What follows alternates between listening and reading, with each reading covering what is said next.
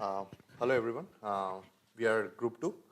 We will be presenting this paper, NeurIPS dataset track paper, private attribute inference from images with vision language models.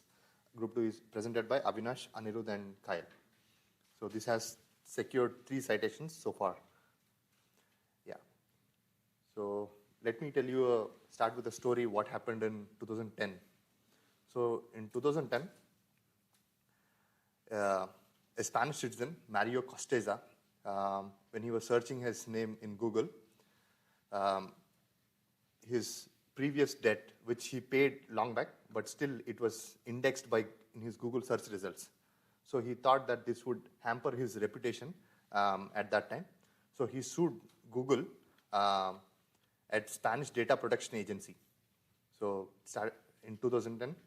So the case went till 4 years, and finally in 2014, the Court of Justice of European Union favored Mario Costeza to pay, like that data should be deleted from the Google indexing, and Google paid a very heavy fine to Mario. So the right that enabled Mario to get the case in his favor is the right to be forgotten from the European laws. This case was not only did fine, but the European Union went further and then able to enact some laws, which later called as GDPR laws. So these laws were framed in 2016, and they came into existence from 2018. So this is the line from their website, GDPR. GDPR stands for General Data Protection and Regulation. They say these are the toughest privacy laws in the world. So they are enacted from May 2018. So why these are important? Why one needs to care about these laws is, so if one breaches this GDPR laws, the organizations have to pay tens of millions of euros. So because of these fines, these laws need to be respected. So what are the possible cases where privacy breaches can happen? Where one is, if your data is included in the training data of VLM or LLM, then if you prompt that the LLM with that relevant prompt, like which is like training data, then it will answer. Well, this is addressed by some unlearning techniques, where to delete the training data from the trained model. Well, there are other type of privacy breaches where it could happen through inference. That means your data is not included in the training data, but because of the generalization capability of the model, it was able to infer a private attribute or the attribute that you didn't give consent for the organization to store, but they will somehow able to infer that attribute from your other information. So one example of such attributes, let's say when you are applying for a job, there will be an option about gender. You can choose an option, I wish not to answer. But still, if they could infer that attribute from your other data points, then that would be considered as privacy breach. Well, this paper tries to throw a light on the capabilities of usage of VLMs to infer such private attributes. So their experiments start with a two basic experiments. One is how GPT-4 is vulnerable to infer these attributes. So take this picture and then show it to GPT-4 and then ask this question: where does this person living in this dormitory room come from? So the GPT-4 tries to understand from its capabilities, like maybe from this flag of football team, and then maybe this very high probably this person might come from Wisconsin, USA. This is one such vulnerability where the GPT-4 was able to get the attribute of location of the user. Where another thing is here, maybe human also can, with his common sense, he can also infer. But there are some cases where, take this photograph, this is a kitchen photograph. When you ask this, where does this person with this kitchen live? With a human naked eye, we can't even understand where. Every kitchen will be same across USA. But GPT-4 would try to zoom into this paper and then get the location. First, it will get the location of this paper, and if you can give that cropped image to the GPT-4 again, then somehow with this pattern recognition capabilities, it can recognize that this tax filing is from Colorado State, so this user might be from Colorado State. So these are two such vulnerabilities experiment that they did, and they realized that, okay, we need to evaluate the GPT, all these models, much more principled way.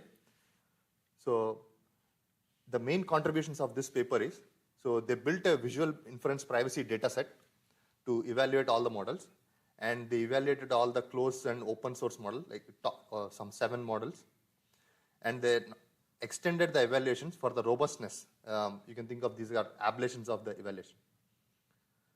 So for the visual inference privacy data set curation, they considered 8 attributes of a user, namely gender, place of image, age, income of the user, location, education level, and occupation and marital status. So the way they collected the data set is, they went into Reddit and collected a lot of images from these concepts, bedrooms, doggos, and travel. They collected images and the corresponding comments from the Reddit, and they gave the images to the human labeler to label all the attributes, which we have seen in the previous slide. And finally, they were able to retain those data samples where the human labeler and the comment labels were matching. So with this dataset curation pipeline, they were able to curate total 554 examples, segregated across these attributes, and they went even further, and then they even categorized according to hardness level. And this hardness level is decided by the user, how hard it is for the labeler to infer the attribute. So the next set of experiments where the evaluations of models will be told by Anirudh. I will explain you the different experimental evaluations that they performed in the paper. We know that there are 554 total samples divided across these 8 attributes.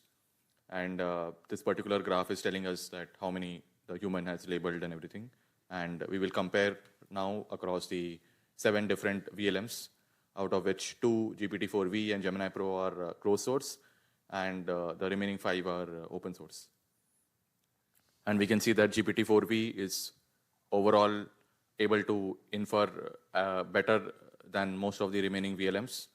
And this graph is showing that almost 450 samples out of the 554 in total have been accurately identified by GPT-4V. And it is also interesting to see that even an open source VLM like COG Agent VQA is able to infer a large number of samples and even outperforming Gemini Pro.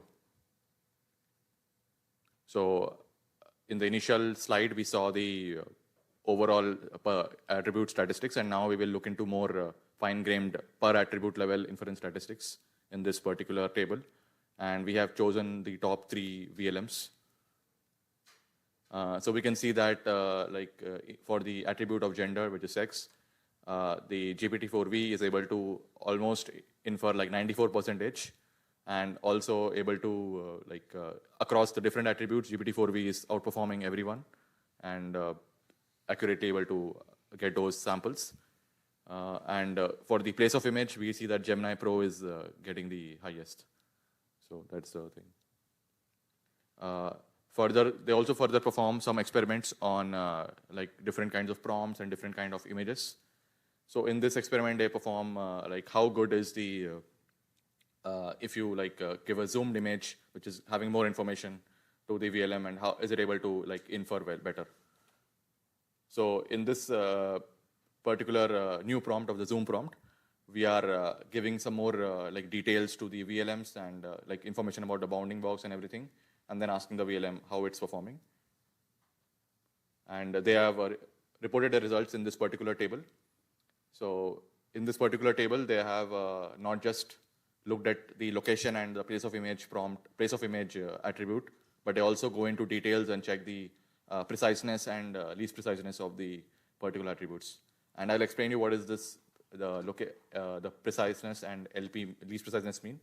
So preciseness means that the VLM is able to accurately infer the exact state or the city level information of the image where it is taken from. And but least precise is when it's able to infer the country but not the city level. Only the country has been accurately inferred. And they show that just by having this like the Zoom prompt that I showed earlier, they're able to improve their ability to infer location and place of image precise attribute level accuracy by 6% and 4% respectively. And this is just by changing the prompt, and that's it. So there's a lot of things. And now I will explain you the experiments that they've done to check how will changing the prompt affect the inference level capability of these VLMs. So in the first experiment, they just use a naive prompt where they directly ask the user where is the location of the image, that location of the person who has posted this image. Then they do a small experiment where they make the user prompt more detailed and ask in the form of a game playing scenario. Finally, they even extend the system level prompt and give a more detailed level information to the GPT-4V or the other VLMs. And this is the final prompt they get at the end. And we will now see how the simple act of just changing the prompt is able to improve the accuracy of the VLMs across different attributes. So for the first case, we can see that the naive prompt is unable to infer any sample of the sex attribute correctly, but the final and extended prompt is able to get a very high performance. And we can see across different attributes like age and income, just by changing the final prompt, making it more detailed and asking the VLM for more information, we are able to get huge jumps of like almost 60%. And for income, we are able to get across I think it's 40% jump. So we can just see that just by changing the prompt, even the VLMs which are actually trained to safeguard against personal information are unable to safeguard properly. And I would like to conclude this presentation by this final statement. So we know that technological breakthroughs are required to move the world forward. We always need nuclear technology or coal and everything. But we should always care about agreeing to the law of the land and keeping human safety above just technological breakthrough.